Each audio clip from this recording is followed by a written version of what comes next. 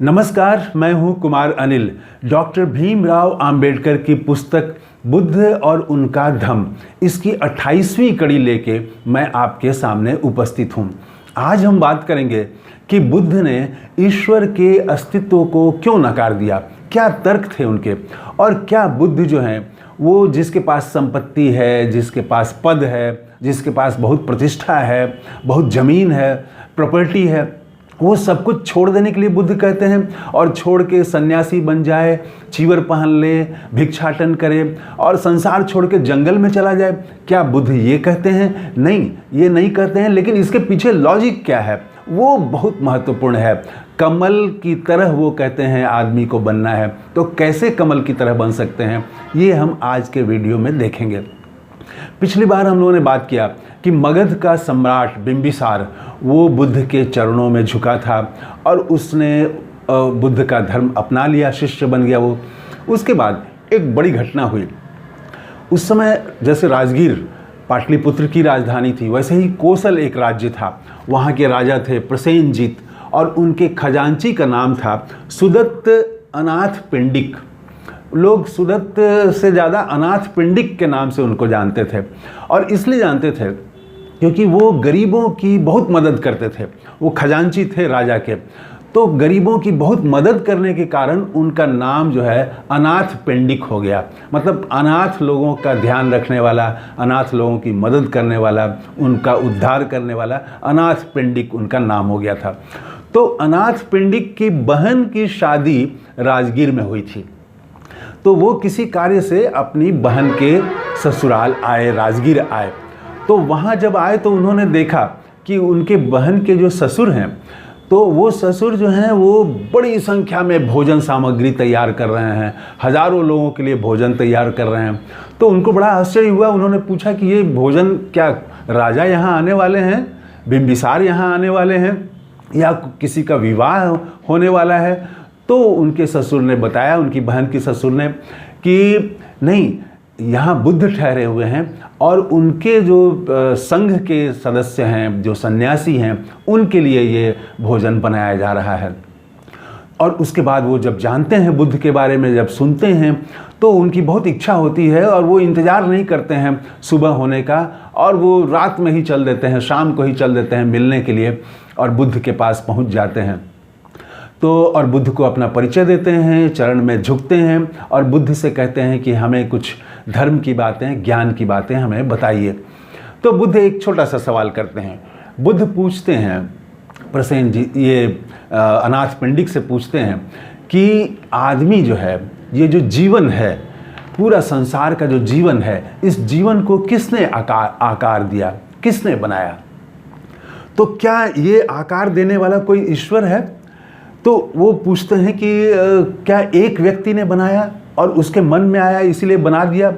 तो अगर कोई एक व्यक्ति बनाता, बुद्ध कहते हैं कि अगर कोई एक व्यक्ति बनाता, सारे संसार को बनाता, तो वो उसका निर्माण कुम्हार की तरह होता। उस समय के लिए वो सटीक उदाहरण था।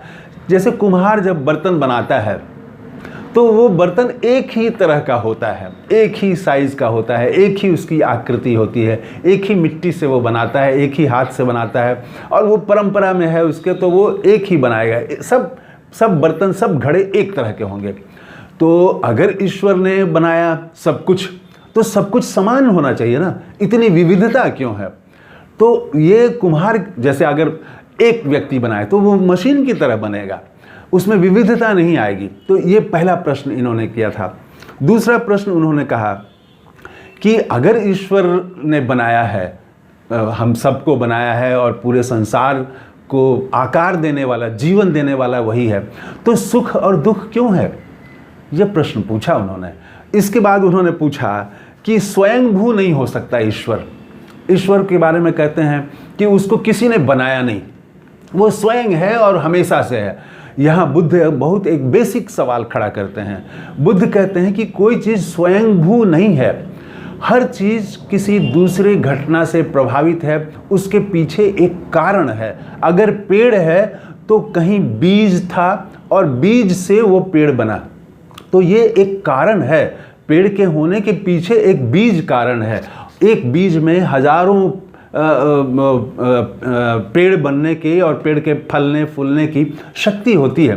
तो वो बीज की ताकत से वो पेड़ बना। तो ये वो कहते हैं। फिर उसके बाद कहते हैं कि अगर आत्मा ने बनाया तो कि आत्मा ही है जो अजर है, अमर है, और आत्मा जो है एक शरीर से निकल के, एक जीव से निकल के दूसरे जीव में चली जाती है, तो तब फिर इतना दुख क्यों है? अगर आत्मा ही वो चली जाती है तो जीवन में फिर वो सुख दुख इतना क्यों है? अगर दुख है तो दुख ही रहता, सुख है तो सुख ही रहता। ये दोनों सुख और दुख क्यों है? इतना आदमी परेशान क्यों है? आत्मा अगर वो रहती है और आत्मा ही इसका सब कुछ कारण है तब। फिर उसके बाद उन्होंने कहा एक और प्रश्न जो आज भी हमारे लिए उपयोगी है, वो है कि भाग्य। तो बुद्ध ने कहा कि अगर भाग्य से ही सब चीज़ निर्धारित होता है तो हम जीवन में इतना मेल बिठाने की कोशिश क्यों करते हैं? हम जो है वो कैसे, हम कोई गड़बड़ अगर हो गया तो फिर उसको ठीक करने की हम कोशिश करते हैं, क्यों करते हैं? अगर भाग्य ही सब कुछ है तो अपने से सब कुछ ठीक हो जाएगा, फिर आदमी के प्रयास का कोई मतलब नहीं रहता, तो आदमी तो निष्क्रिय हो जाएगा, आलसी हो जाएगा। और जानिए कि बुद्ध ने आलस्य को बार बार घृणित शब्द कहा है, आलस्य के वो घोर विरोधी थे। तो वो कहते हैं, अब बुद्ध अपनी बात कहते हैं, ये प्रश्न करने के बाद बुद्ध कहते हैं कि हर चीज़ जो है, दुनिया की हर चीज़, वो प्रतीत्य समुत्पाद के नियम से बंधी हुई है। प्रतीत्य समुत्पाद का मतलब ये हुआ कि कोई भी घटना अगर हो रही है तो उस घटना के पीछे उसका संबंध किसी दूसरी घटना से है। वही पेड़ और बीज वाला मामला है।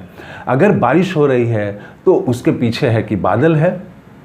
बादल कैसे बनते हैं तो उसका भी एक नियम है, उसके पीछे भी एक कारण है। अब तो विज्ञान ने उसको भी खोज लिया है। तो अगर आपका दुख है तो दुख के पीछे कोई कारण है, सुख है तो सुख के पीछे कोई कारण है। कोई चीज़ बिना कारण के नहीं हो सकती और एक दूसरे से प्रभावित होती है, एक दूसरे पर निर्भर है। ये बुद्ध ने कहा कि इस नियम से संसार में चीज़ें आकार लेती हैं। कोई चीज़ अगर अच्छा है तो उसके पीछे कुछ कारण है, वही समुत्पाद वाला जो नियम है, प्रतीत्य समुत्पाद वाला, वो नियम काम करता है। और अगर कोई चीज़ बुरा है, अगर किसी को जेल जाना पड़ रहा है, अगर कोई पकड़ा गया भ्रष्टाचार करते हुए, तो वो कारण है, वो पकड़ा गया तो भाग्य का दोष नहीं है, उसने भ्रष्टाचार किया इसलिए पकड़ा गया। तो ये जब बताते हैं इन्होंने, बुद्ध ने ये सब कुछ कहा, उसके बाद में जो अनाथ पिंडिक था तो उसने कहा कि क्या मैं तो खजांची हूँ, मेरे पास बहुत संपत्ति है, मेरे पास बहुत नौकर चाकर हैं, लेकिन मैं जो काम करता हूँ, गरीबों की मदद करता हूँ, उसमें मुझे सुख की अनुभूति होती है। और आपके जो सन्यासी हैं, आपके जो पथ पर चलने वाले लोग हैं, वो कहते हैं कि सन्यासी बनने से सुख मिलता है। तो क्या हमें सब कुछ छोड़ के, वो सुख छोड़ के ये सुख पाने के लिए हमको सन्यासी बन जाना चाहिए और सारी संपत्ति और नौकर चाकर और महल अपना छोड़ के सन्यासी बन जाएं हम? तो बुद्ध ने कहा, यहाँ बहुत महत्वपूर्ण बात उन्होंने कही, बुद्ध ने कहा कि सुख के लिए अगर कोई सन्यासी बनता है तो इसका कोई मतलब नहीं है। अगर कोई सन्यास ग्रहण करता है कि हम किसी बड़े मठ का, हम मठाधीश बनना है, हमको जो है हमारे पीछे इतने हजारों लोग रहें और हमारे चरण छुएं और बड़ा हमारा नाम हो, हम भी आजकल के तो जो भगवाधारी हैं वो हवाई जहाज़ पर चलते हैं, उस समय तो पैदल चला करते थे। तो वो अगर सुख के लिए बन रहे हैं, सन्यास ले रहे हैं, तो इसका कोई मतलब नहीं है। और बुद्ध ने दूसरी यहाँ बहुत महत्वपूर्ण बात कही कि संपत्ति छोड़ने से की जरूरत नहीं है।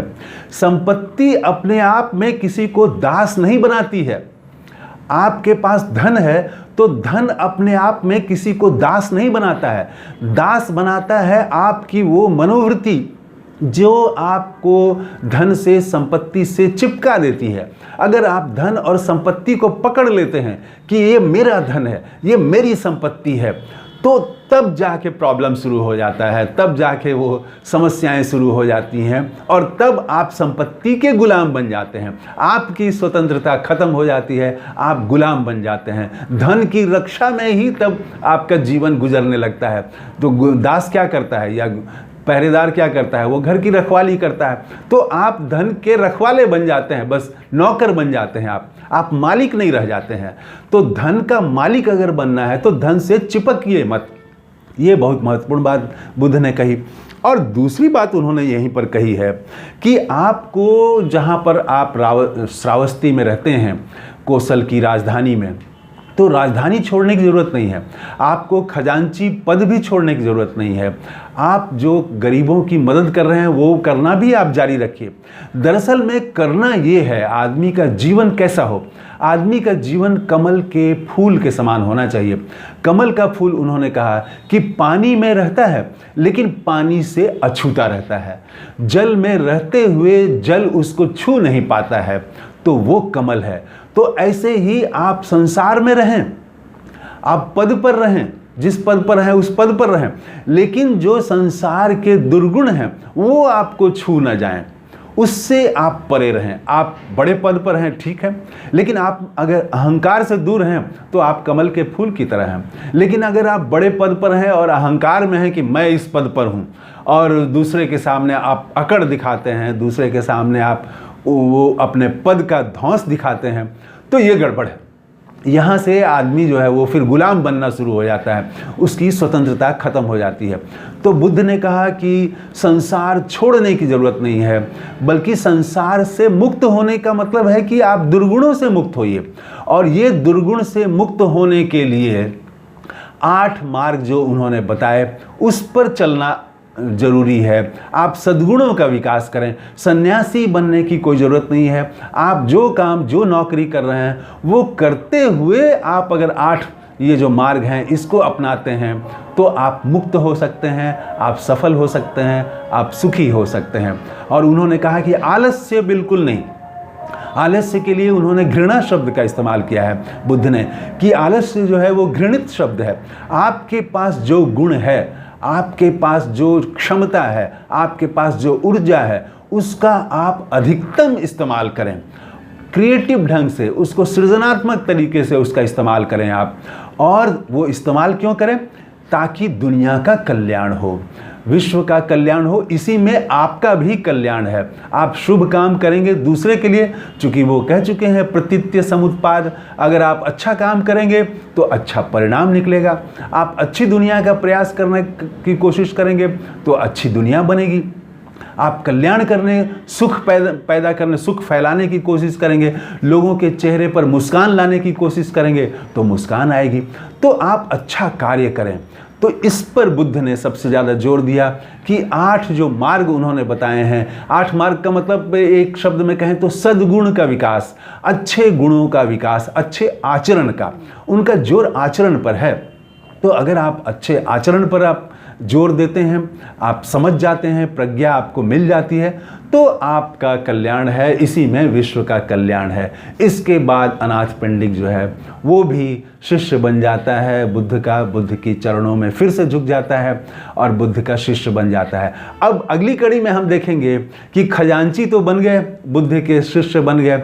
अब जो राजा था, अब उसकी बारी है। प्रसेनजीत जो है वो बुद्ध की चरणों में झुका है। ये हम अगले एपिसोड में बात करेंगे। तो इसमें इतना ही। बुद्ध को नमस्कार करते हुए समाप्त कर रहा हूँ। थैंक यू, धन्यवाद, जय हिंद।